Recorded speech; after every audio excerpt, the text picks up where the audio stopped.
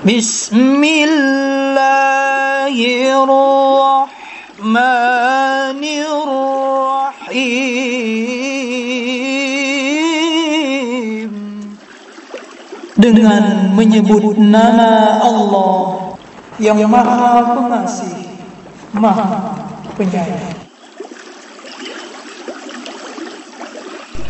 Assalamualaikum warahmatullahi wabarakatuh. Waalaikumsalam. Bismillahirrahmanirrahim. Alhamdulillahi rabbil alamin. Wassalatu wassalamu ala asyrafil mursalin Sayyidina Muhammad wa ala alihi wa sahbihi ajma'in. Amma ba'd. Bapak-bapak dan saudara-saudara, sebelum kita memasuki pengajian kita pada pagi ini, tadi sudah dibagikan pengajian kita minggu yang lalu.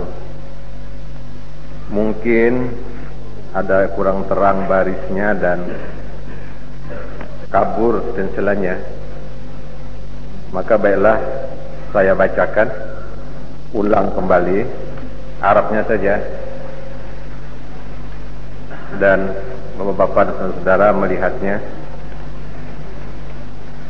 Bismillahirrahmanirrahim. Allahumma inni abduka ibnu abdik ibnu amatika fi qabdatik nasiyati biyadik madin fiyya hukmuk adlun fiyya qada'uk as'aluka bikulli ismin huwa laka sammaita bihi nafsak au ansaltahu fi kitabik au 'allamtahu ahadan min khalqik aw ista'sarta bihi fi ilmil ghaibi 'indak an taj'alal qur'ana nura sadri wa rabi'a qalbi wa jilaa huzni wa dhahaba hammi. Itulah bunyinya yang kita pelajari pada minggu yang lalu.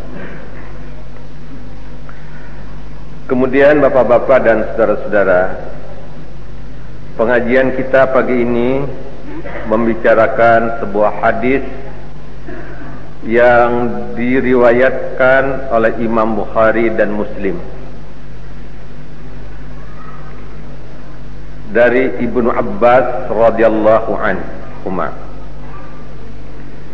Anna Nabiyya sallallahu alaihi wasallam kana idza qama minal laili,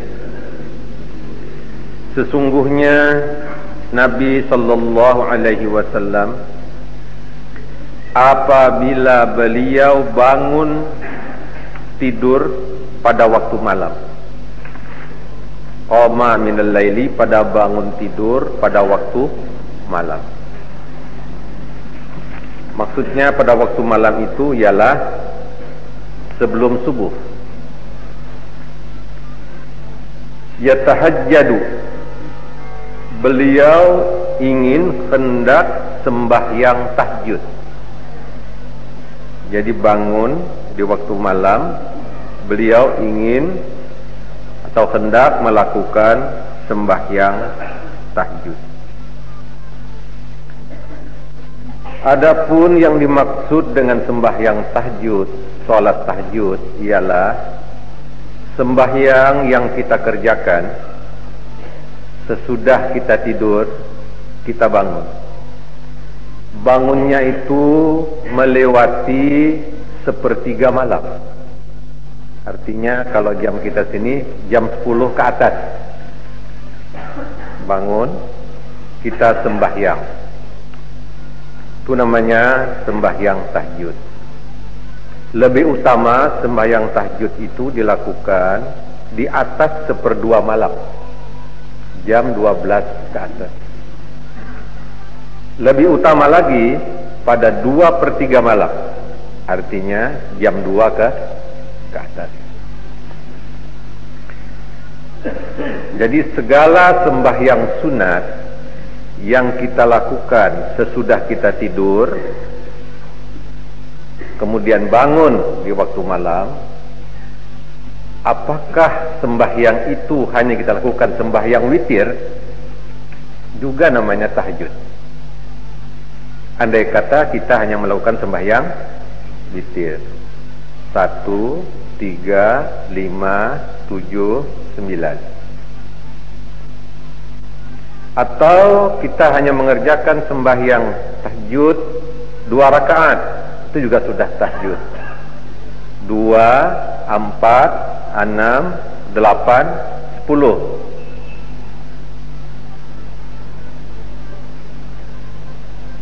Itu namanya sembahyang tahajud.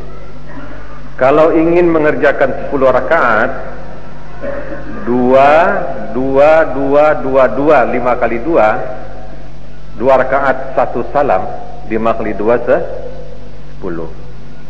Tambah witir 1. Boleh mengerjakan 2, 2, 2, 2, 4 kali 2. Tambah witir 3.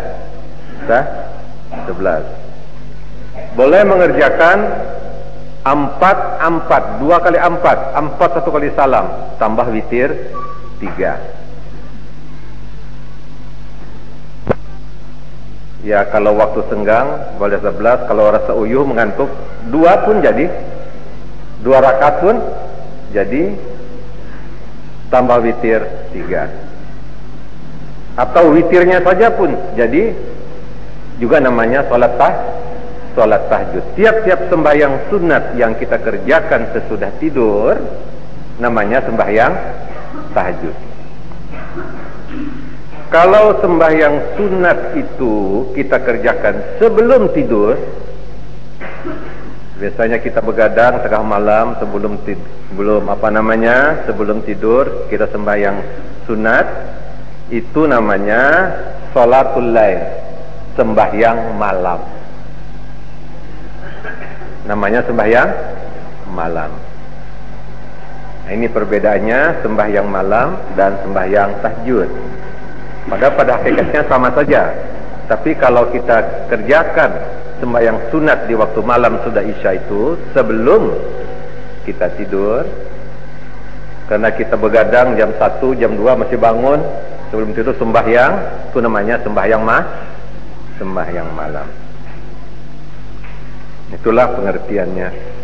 Jadi hadis ini menerangkan, apabila Nabi bangun di waktu malam dan beliau ingin melakukan sembahyang tahajud, sebelum beliau melakukan sembahyang tahajud itu, qala, beliau membaca.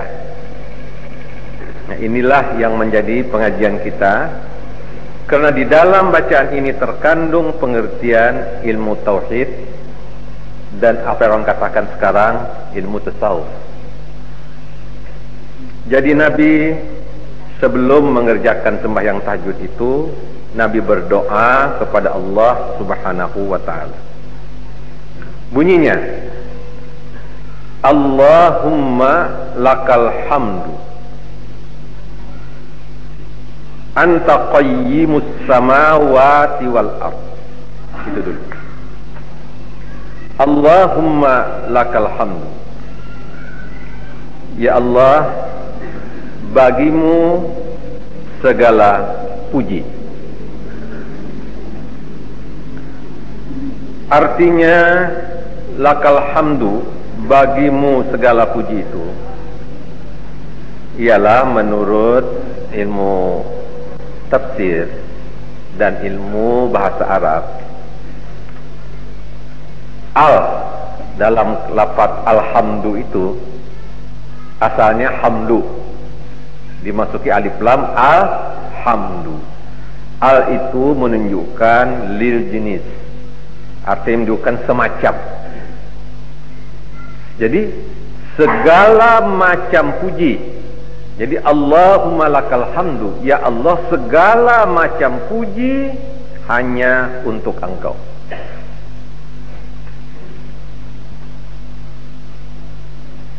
Jadi itu artinya hanya Allah lah yang berhak menerima puji.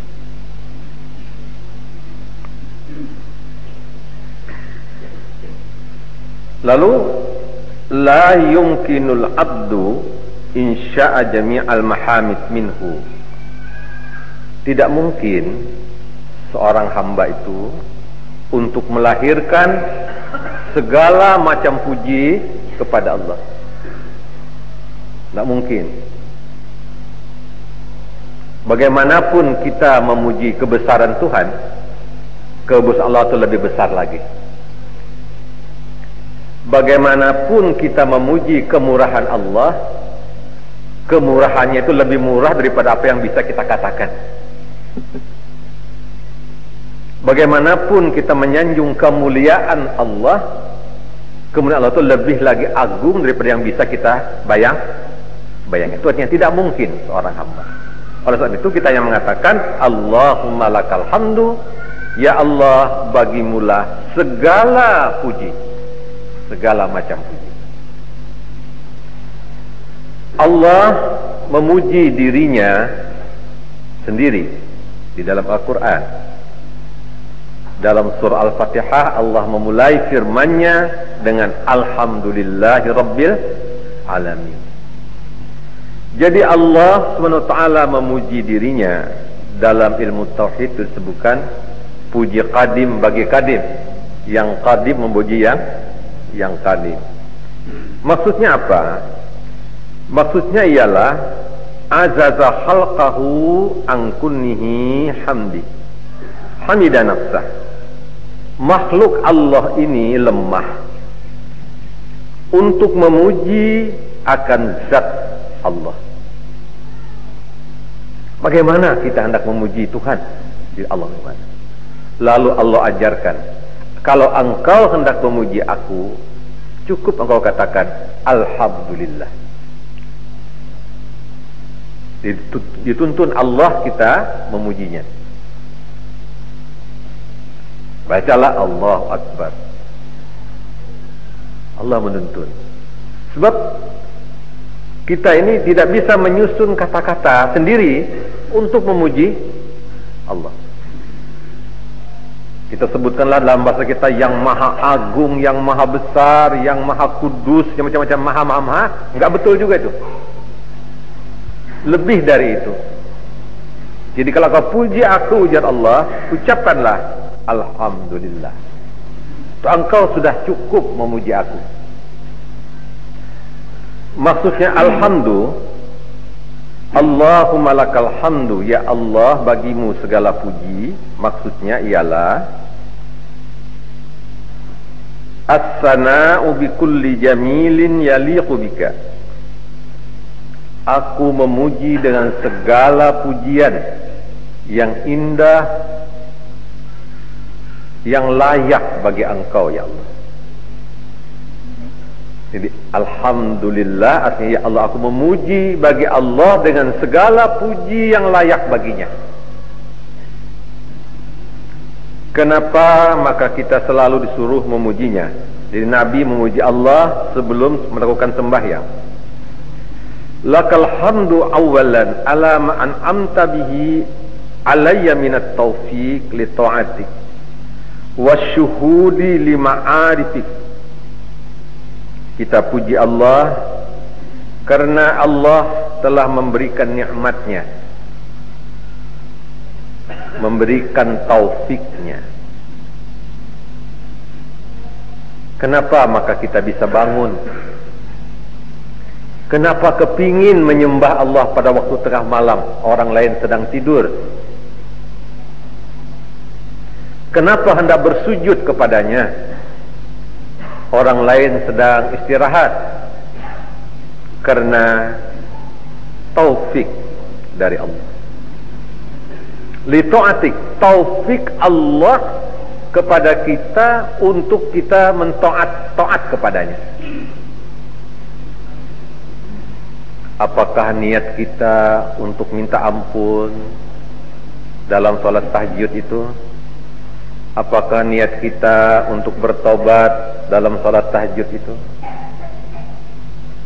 Itu semuanya adalah taufik dari Allah yang menggerakkan dalam hati kita untuk melakukan sholat tahajud. Kalau tidak ada taufik dari Allah, pertolongannya, sulit orang bangun tengah malam itu untuk sholat tahajud. Sulit. Jadi di dalam hadis qudsi Allah berfirman, apabila sudah lewat separuh malam, Allah berfirman, wahai hambaku, siapa sekarang yang meminta kepadaku, aku beri. Siapa sekarang yang meminta ampun kepadaku, aku ampuni. Siapa sekarang yang bertaubat kepadaku, aku terima taubatnya. Siapa sekarang yang memohon kepadaku, aku kabulkan permohonannya. Inilah yang diamalkan oleh Rasulullah, oleh para sahabat, oleh para tabi'in, para salafus saleh dan khalafus saleh, yang Allah sudah tawarkan. Anehnya kita ini, kalau ada hajat yang ditawarkan Tuhan tidak kita kerjakan, tidak bangun salat tahajud kita tengah malam, kiau orang lain minta sembahyang akan minta terus. Ini aneh sekali.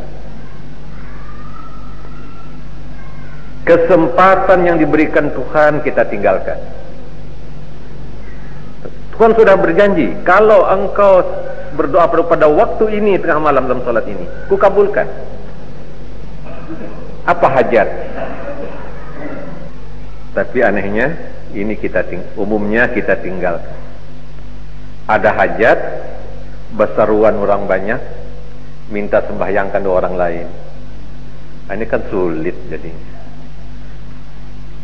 Padahal tiap-tiap kita ditawarkan Tuhan, kerjakanlah ini.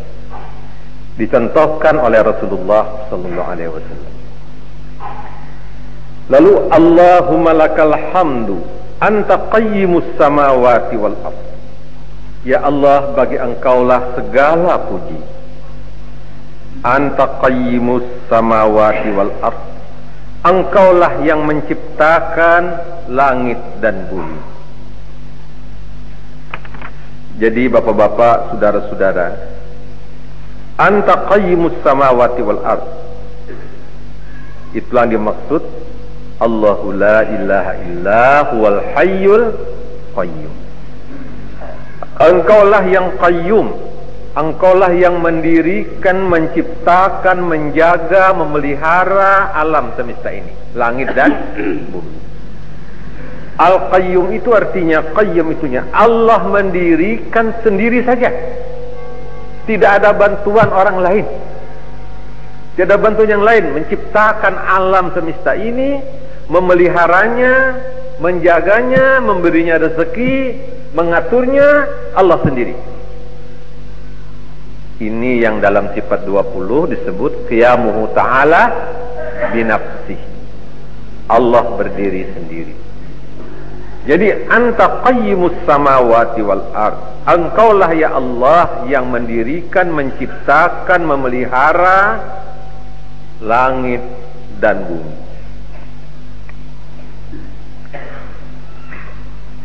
Menurut Ibnu Abbas radhiyallahu an, arti qayyim di sini ini, al-qayyum alladzi la yazul, huwal qaimu ala kulli syai'in, yang kekuasaan Allah mencipta sendiri itu tidak pernah tanggal. Kalau makhluk kan sekarang bisa menggabis orang, esok mungkin kada bisa, ozor kah, garing kah, apa kah. Tapi kalau Allah menciptakan sesuatu yang berdiri sendirinya itu tidak pernah tanggal. Dialah yang menciptakan segala jiwa. Itu kata Ibnu Abbas. Itu artinya, itu artinya mudabbirun, dia yang mengatur amri khalqihi, segala perkara yang berhubungan dengan makhluknya. Itu maksudnya Al-Qayyum menurut Ibnu Abbas. Kemudian menurut Imam Mujahid, bitadbiri amril khalqi fi insya'ihim wa arzaqihim, Allah lah yang mengatur, menyusun urusan hambanya sejak menciptakannya sampai memberi rezeki kepadanya. Itu artinya Al-Qayyum. Jadi kalau kita mengatakan Allahu la ilaha illa huwal hayyul qayyum, tidak ada Tuhan yang berhak disembah kecuali Allah yang Qayyum, Allah yang menciptakan aku, Allah yang mengatur aku, Allah yang memberi rezeki kepadaku. Tidak ada yang lain.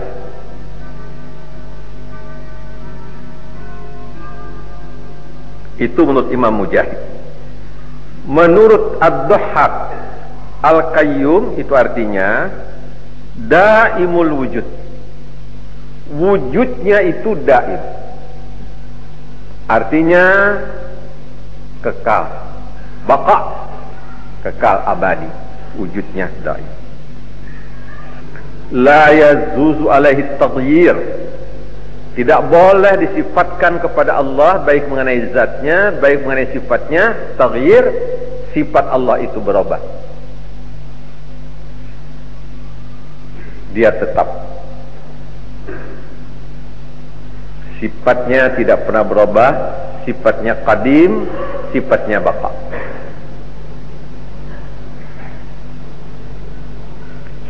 Lalu Allah qayyimus samawati wal ardh. Allah menciptakan, memelihara, mengatur langit dan bumi. Waman fihinna, dan yang ada di langit dan yang di bumi. Allah ciptakan, Allah atur, Allah pelihara.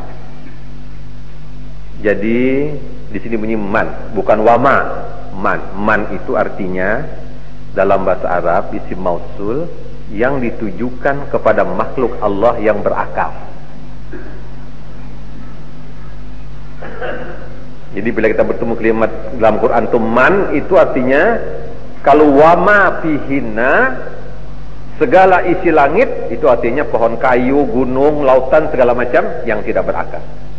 Kalau sebut waman fihinna, itu artinya makhluk Tuhan yang berakal di langit dan di bumi. Inilah alasan para ulama mengatakan malaikat itu makhluk Allah yang berakal. Karena dalam Quran disebut banyak kali disebut dengan lafaz man. Artinya makhluk Allah yang berakal. Kalau sapi, kambing itu tidak boleh man, bahasa Arab. Tidak boleh. Jadi segala makhluk Allah yang berakal di langit dan di bumi diatur dan dipelihara Allah. Ini pujian yang pertama. Lalu kedua, walakal hamdu, dua kali memujinya. Dan bagi engkau ya Allah segala puji. Laka mulkus samawati wal ardi wa man fihinna. Engkaulah yang mempunyai kerajaan langit dan bumi. Wa man fihinna, dan orang-orang yang berakal, makhluk Allah yang berakal di langit dan di bumi. Jadi langit dan bumi dan kita semua ini di bawah kekuasaan kerajaan Allah. Engkaulah yang memiliki semua kerajaan ini. Artinya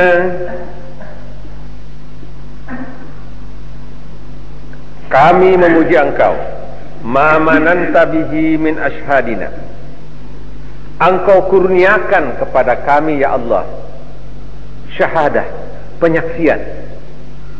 Kami saksikan alammu, kami saksikan ciptaanmu, kami saksikan kekuasaanmu. Kami yakin laka mulkus samawati wal ardh. Bagimulah, engkaulah yang mempunyai kerajaan langit dan bumi ini. Allah kurniakan ke dalam pikiran dan perasaan kita. Lalu min dawamil an'am, nikmat Allah yang tidak pernah putus. Sejak kita lahir dari rahim ibunda sampai sekarang ini, adakah pernah putus nikmat Allah kepada kita? Tidak pernah putus. Tidak pernah putus. Sejak kita dalam rahim ibu sampai kita lahir ke dunia, sampai sekarang, sampai tua sekarang ini, tidak pernah putus nikmat Allah itu. Itu artinya mulkus samawati wal ardh. Engkaulah kerajaan, memiliki kerajaan di langit dan di bumi.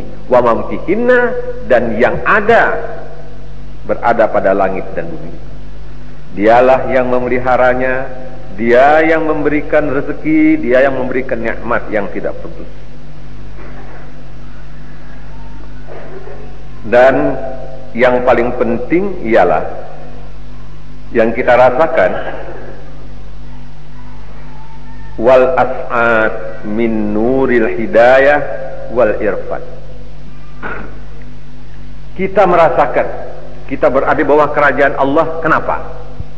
Karena ada petunjuk Allah, nur hidayah, petunjuk Allah kepada kita, dan diberikannya kita ma'rifah, pengenalan kita kepada Allah Subhanahu wa ta'ala. Karena tanpa hidayah, tanpa ma'rifah, kita tidak akan merasakan bahwa kita berada di bawah kerajaan Allah. Hanya Allah lah yang berkuasa memiliki kerajaan. Kenapa? Berapa banyaknya manusia lari dari kerajaan Allah, pergi kepada kerajaan manusia. Berapa banyaknya manusia ridha menjual kerajaan Allah untuk kerajaan manusia. Kenapa? Karena tidak ada hidayah. Rapi lari dari Allah artinya dia maksiat kepada Allah, dia durhaka kepada Allah, dia tidak mensyukuri nikmat Allah, dia lari pada sesuatu kekuasaan makhluk. Kenapa? Diucapkan atau tidak diucapkan, dia merasakan tanpa kekuasaan makhluk, dia tidak dapat rezeki. Dia tidak bisa hidup. Saya kalau diberhentikan oleh majikan tidak bisa hidup saya. Artinya majikan itu yang memberi rezeki. Sudah tertutup. Di nur hidayah tidak ada pada waktu itu. Jadi laka mulkus samawati wal ardi wa man fihinna. Itu yang kedua pujian. Yang ketiga, inilah pokok pembicaraan dari ilmu tauhid dan ilmu tasawuf. Walakal hamdu, ya Allah, bagimu jua segala puji. Anta nurus samawati wal ard. Engkau ya Allah adalah nur 7 lapis langit dan bumi. Itu kita ucapkan. Engkau adalah nur 7 lapis langit dan bumi. Apa artinya engkau adalah nur ya Allah? Karena kalimat ini kalimat mutasyabihat, kalimat samar, harus mempunyai penafsiran, pengertian yang sah dari hadis-hadis Rasulullah atau dari sahabat-sahabat Rasulullah. Di dalam syarah Muslim diterangkan maknahu, artinya Allah nur langit dan bumi, munawwiruhuma, ay khaliqu nurahuma. Artinya Allah itu nur langit dan bumi, artinya Allah lah yang memberikan cahaya, membuat nur, membuat cahaya kepada langit dan bumi, membuat terang langit dan bumi ini. Dan Allah lah yang menjadikan cahaya yang ada di langit dan bumi. Allah jadikan matahari, Allah jadikan bulan, Allah jadikan bintang, Allah turunkan rasul-rasul, nabi-nabi untuk memberikan cahaya, memberikan nur kepada langit dan bumi dan orang-orang yang tinggal di langit dan bumi itu. Itu menurut keterangan Imam Muslim. Menerangkan dalam kitab Al-Mishkat berdasar pada hadis-hadis Nabi, munawwiruhuma, Allah lah yang memberikan cahaya, sinar dengan diciptakannya matahari, bulan, bintang dan sinar batiniah.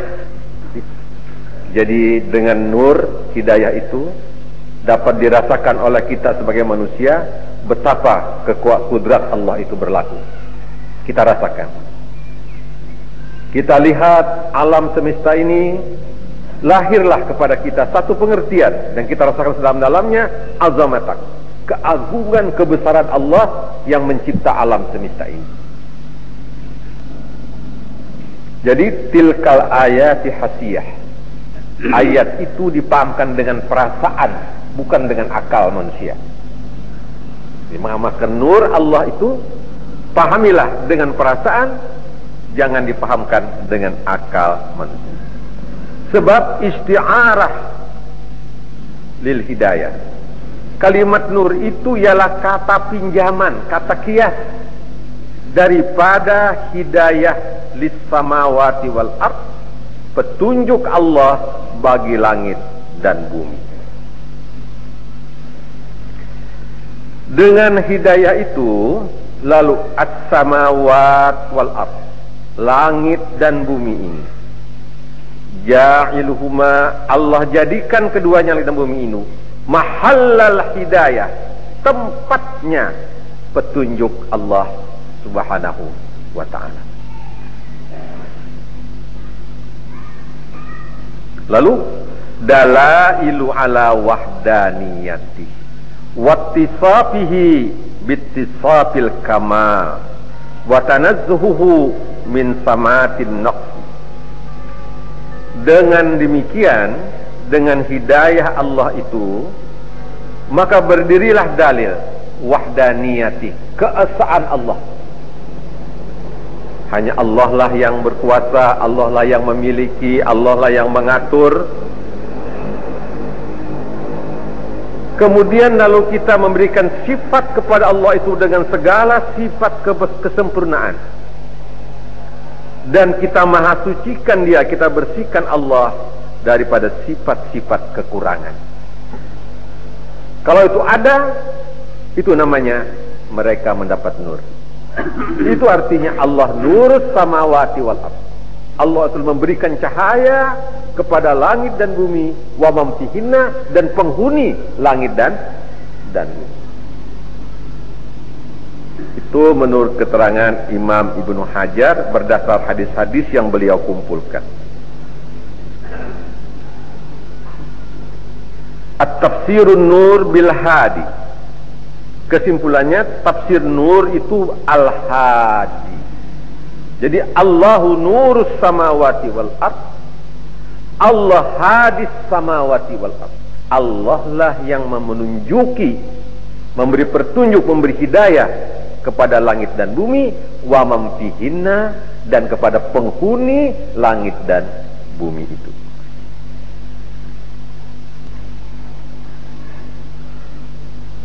Di dalam Al-Quran diterangkan, wa im min syai'in illa yusabbihu bihamdihi walakin la tafqahuna tasbihahu.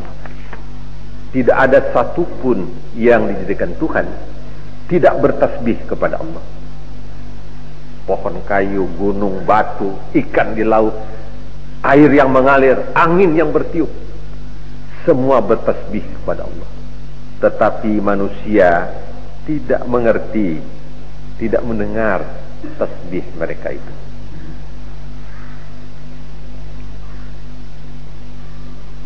Ini artinya Allah memberikan petunjuk hidayah kepada langit dan bumi yang jamadah, yang tidak berakal. Karena itu, karena paham inilah, ada sebagian sufi ketika dia mendengar anjing berbunyi, dia mengucapkan subhanallah, alhamdulillah. Ketika dia mendengar orang azan, tutupnya telinganya. Orang tanya, kenapa dengar anjing berbunyi, bertasbih, bertahmid, kenapa dengar orang azan tutup telinga? Apa katanya? Anjing berbunyi, mengucapkan tasbih kepada Allah dengan tulus ikhlas. Orang azan yang saya dengar itu diupah azannya. Jadi saya tutup. Itu orang tasawuf. Padahal menurut syariat ialah berlaku pada lahir. Masalah hati manusia bukan urusan kita, urusan Allah. Kalau orang azan dijawab masalahnya. Sebab kalau sudah semua begitu nanti tidak ada lagi orang yang dipercaya di dunia ini. Tidak ada imam, tidak ada. Kemudian saudara-saudara, jadi anta nurus samawati wal ard, engkaulah ya Allah yang memberi petunjuk kepada langit dan bumi, wa mamtihinna li'anna kulla minal makhlukin, karena tiap-tiap makhluk yang dijadikan Tuhan yahtaduna bima fatarahumullah ila manafi'ihim, mengambil petunjuk, mendapat petunjuk dengan fitrahnya mereka dijadikan Allah untuk mengambil manfaat di dalam kehidupan mereka di dunia ini, sebagaimana firman Allah, allazi a'ta kulli syai'in khalaqah summa hada. Allah yang memberikan segala sesuatu yang ia jadikan, summa hada, kemudian Allah beri petunjuk. Jadi masing-masing ada petunjuknya. Hewan pun dapat petunjuk, pohon pun dapat petunjuk, semua mendapat petunjuk, dan manusia pun mendapat petunjuk. Lalu hanya istilahnya berlainan. Kalau hewan namanya fitrah. Jadi hewan itu dia tidak mengerti jahat dan baik, fitrahnya tidak tahu. Yang diberi petunjuk jahat dan baik itu hanya manusia. Hewan tidak. Hewan taunya apa? Yang mudarat dan yang tidak mudarat. Jadi binatang itu kalau sudah dia tahu ini mudarat, tidak mau dia. Binatang yang hidup dia tahu ini daun tidak boleh dimakan, tidak dimakannya. Dia tahu yang mudarat, tapi dia tidak tahu yang jahat. Tahu jahat yang baik itu hanya insan, makhluk Allah, manusia. Pengertian mereka yang mudarat, tahu itu namanya hidayah. Menurut fitrahnya dijadikan Allah. Jadi itulah maksudnya An-Nur. Kedua, kalimat ismu madhun. Nur itu kata-kata pujian kepada Allah. Jadi kalau disebut Allahu nurus samawati wal ard, kita memuji Tuhan. Dalam istilah orang Arab kerap disebut yuqalu fulanun nurul balad. Pernah kalau seorang yang paling disegani atau paling itu disebut nurul balad, cahaya negeri. Bukan nur dia, tapi pujian. Dia bahasa Banjar kan juga ada. Kalau ada wanita orang yang paling cantik di kampung tanglong kampung. Nah, bukan tanglong dia itu, tapi punya tanglongnya di kampung sini. Itu artinya puji Jadi disebut Allahu Nur Samawati. Kalimat puji, ismu madhin, kalimat puji-pujian kepada Allah Subhanahu wa taala. Lalu yang penting, ini. Wala yasihhu ayyakuna nura sifatan zatillah. Tidak sah, tidak boleh dikatakan bahwa nur itu sifat zat Allah. Ijma'ul ulama la yasihhu ayyakuna nura sifati zatillah. Tidak sah, tidak boleh dan batal kalau dikatakan nur itu sifat zat Allah. Innama huwa sifatu fi'lin. Nur itu sifat perbuatan Allah. Tuhan. Allah beri petunjuk, Allah berikan hidayat, Allah berikan fitrah, Allah berikan macam-macam, berikan iman, Allah kirimkan rasul-rasul, Allah turunkan kitabnya, Al-Hadi, Allah beri petunjuk. Itu sifat perbuatan Allah, bukan sifat zat. Saya ulang, wala yasihhu ayyakuna nura sifat zatillah. Tidak sah bahwa nur itu dijadikan sifat zat Allah. Wa innama huwa sifatu fi'lin. Dia sifat sifat perbuatan Allah. Artinya, ai huwa khaliqu. Dialah yang menjadikan nur itu, bukan zat. Dia yang menciptakan nur itu.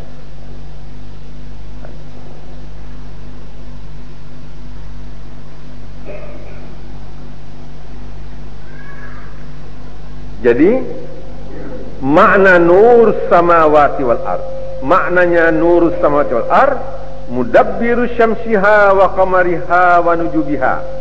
Allah lah yang mengatur, menciptakan mataharinya, bulannya, bintangnya dan sebagainya. Dialah menciptakan cahaya itu. Bukan dia bersifat cahaya, dia yang menjadikan cahaya.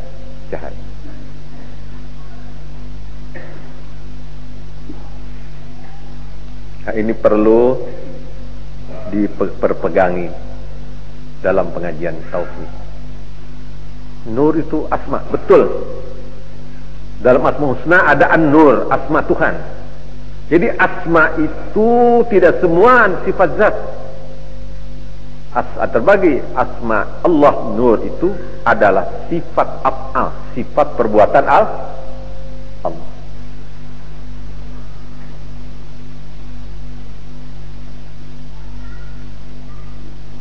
Sebab kalau orang berpaham nur itu sifat zat Allah, itu.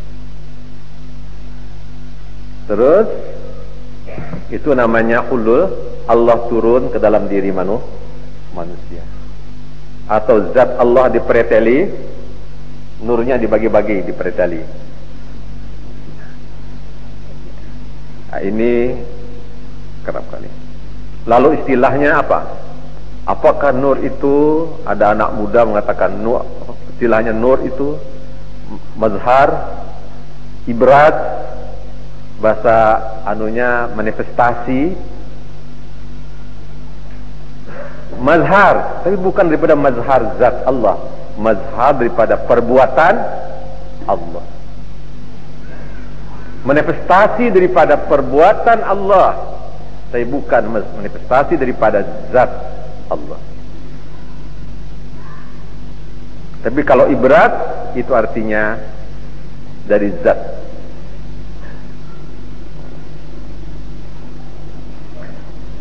Jadi bapak-bapak dan saudara-saudara,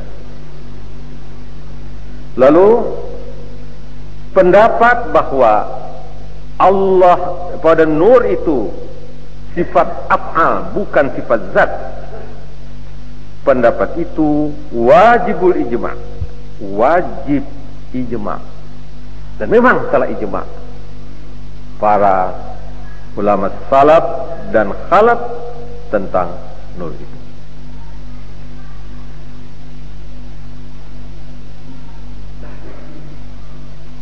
Lalu ada hadis Rasulullah sallallahu alaihi wasallam.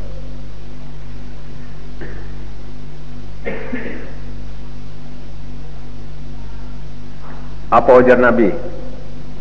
Harap tenang sikit. Qauluhu sallallahu alaihi wasallam, lima su'ila hay ra'aita rabbak. Ketika ditanyakan orang kepada Nabi Muhammad SAW, apa pertanyaannya?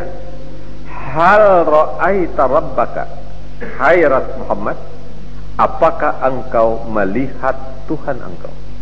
Orang bertanya. Qala, Nabi menjawab, nura anni arahu, nur yang aku melihat akan dia. Orang bertanya, ya Muhammad, apa engkau melihat Tuhan engkau? Nabi menjawab, nur anni arahu, nur yang sungguhnya aku melihat akan dia. Apa artinya hadis ini?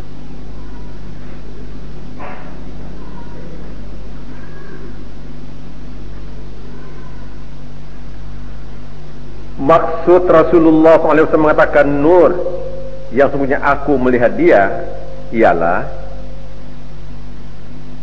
annal haqqa nuru ta'ala, yang hak nur Allah Ta'ala itu uluwan kabira, maha tinggi dan maha besar. Artinya tidak dapat disifatkan oleh seseorang. Lalu fahmul akhbar birru'yah, khabar dengan melihat itu dengan ru'yah, dengan penglihatan, itu Nabi mengatakan bahwa ra'a rabbahu bi'ainim basarah. Nabi memang melihat dengan ain penglihatannya, basarnya. Bi'an a'tahu fid dunya, Nabi diberikan Allah akan dia kekuatan di dunia, al-quwwatul lati, kekuatan kana yu'tiha, yang diberikan oleh Allah kepada Rasulullah sallallahu alaihi wasallam. Ada pendapat pertama, berarti Nabi sujud di Sidratil Muntaha, Nabi itu Rasulullah, bukan kita, bukan umat Rasulullah. Andai kata itu dipahamkan menurut zahirnya, itu Rasulullah sallallahu alaihi wasallam. Jangankan masalah i'tikad, ketika orang bertanya kepada Siti Aisyah, bagaimana ibadah Rasulullah? Siti Aisyah menerangkan sambil menangis, Rasulullah sembahyang demikian malam tak pernah tidur. Sembahyang tahajudnya karena terlalu lama, dari pukul 12 sampai subuh bersampung terus, sampai Bilal azan, sampai bengkak batis beliau. Apa kata Nabi? Itu buat aku, tidak buat kalian.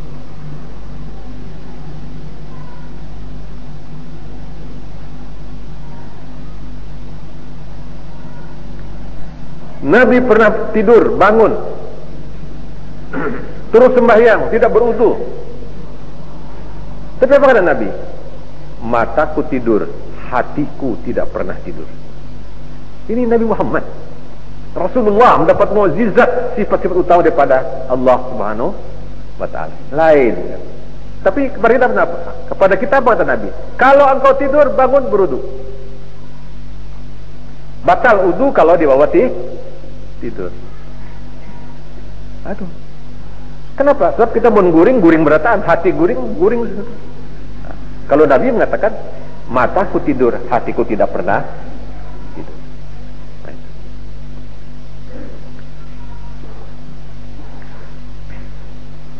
Andai kata dipahamkan hadis itu pada zahirnya, kemudian lalu diterangkan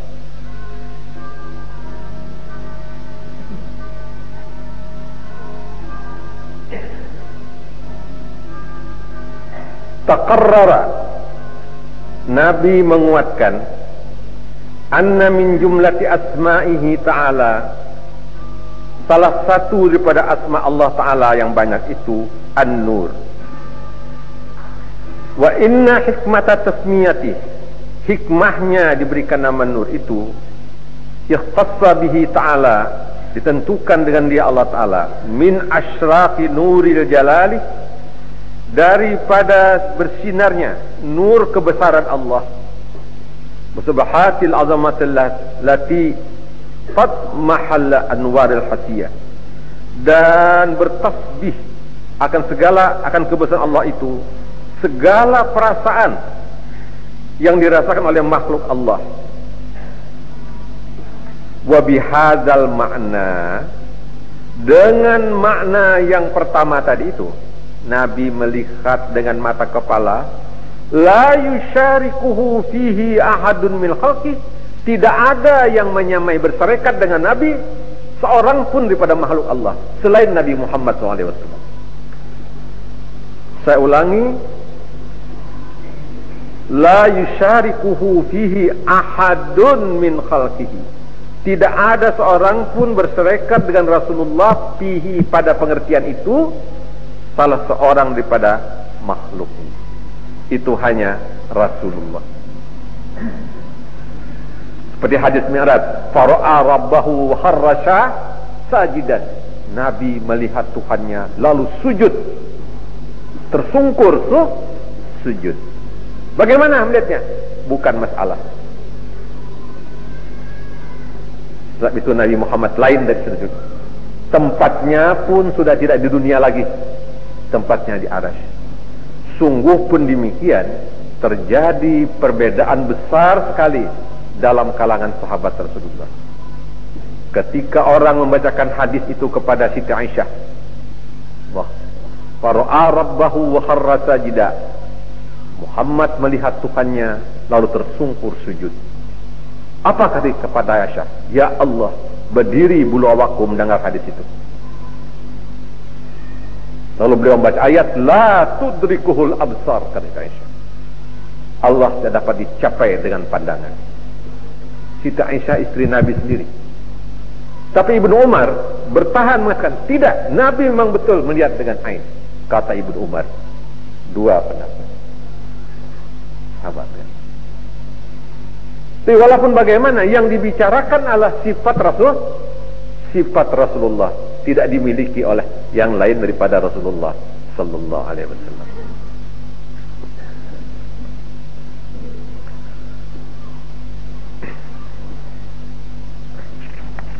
Lalu yang ketiga kali Nabi memuji, walakal hamdu antal haqqu. Ini pun hubungannya dengan tauhid erat sekali. Bagi engkau segala puji ya Allah, engkaulah al-haq. Sekarang apakah pengertiannya al-haq? Jadi bapak-bapak dan saudara-saudara, saya kira baiknya kita sambung minggu yang kemudian, karena minggu muka ini kita menjawab masalah, jadi 2 minggu kita tunda ini. Kita sambung antal haq. Apa pengertian al-haq dalam akidah dan pengertian ilmu tauhid. Jadi sampai disinilah dulu, hadis ini tidak habis kita bicarakan. Mungkin 2 kali pengajian baru bisa selesai. Jadi semoga Allah SWT melimpahkan rahmat, hidayah dan inayahnya kepada kita semua. Demikianlah. Assalamualaikum warahmatullahi wabarakatuh.